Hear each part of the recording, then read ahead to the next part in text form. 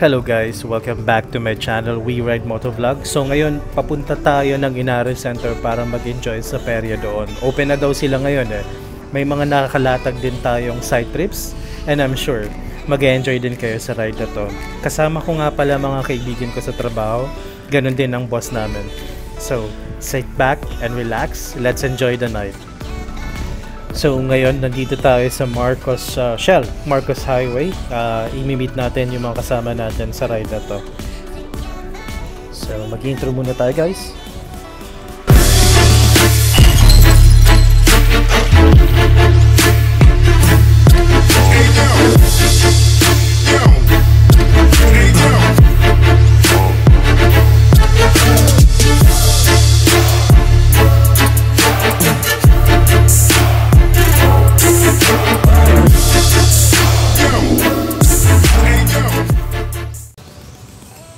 Boss. Kayo pala yan?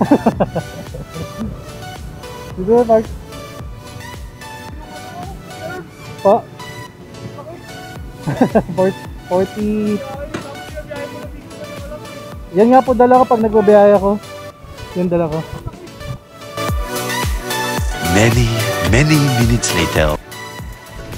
So ayun nga guys, biyahe na ulit tayo. Bakit na tayo ng Antipolo and napakaganda ng mga restaurants and bars na nandito sa tabi. And sa una natin is yung kaibigan natin si G. So siya yung nag-spearhead ng biyahe natin ngayon. And I hope sa simpleng pag-video na to mag-enjoy kayo at I hope ma-feel ninyo na nagbabiyahe din kayo kasama namin.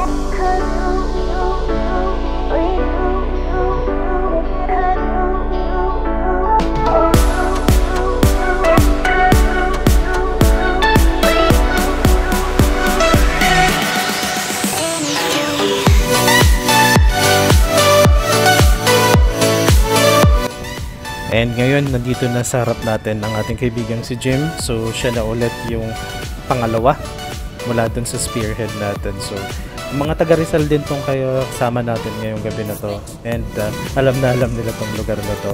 So, I hope again, nag-enjoy kayo guys. And feel free to comment anything below this video.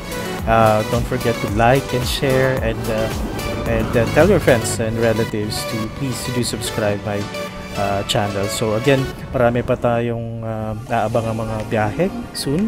And pag may budget na tayo at saka may oras na tayo, because we also have a work, kumbaga para may 8 to 5 work na tayo. So minsan lang tayo nakakapag-ride, but I just want to make sure na every time magkakaroon tayo ng video recording tulad ng ganito. So I hope you guys are enjoying and please do ride safe.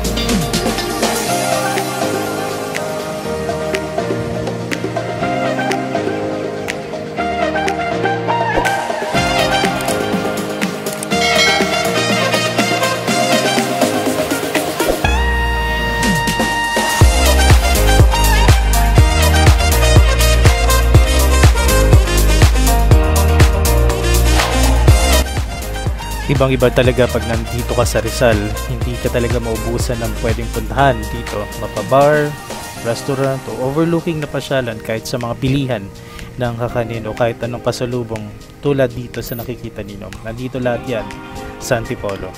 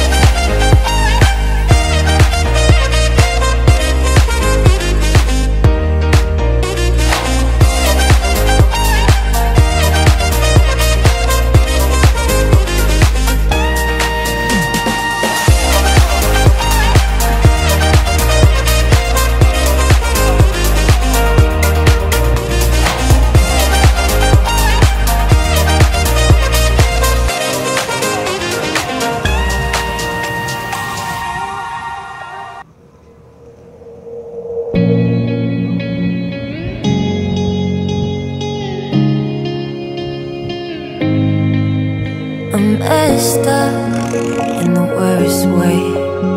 Don't feel like I could take on the world and make it better. What good could I do if it's not with you? Why does it hit me the hardest when I'm off my game? When I'm feeling strange already? Why do I miss you the most when I'm feeling afraid? Do you feel the same?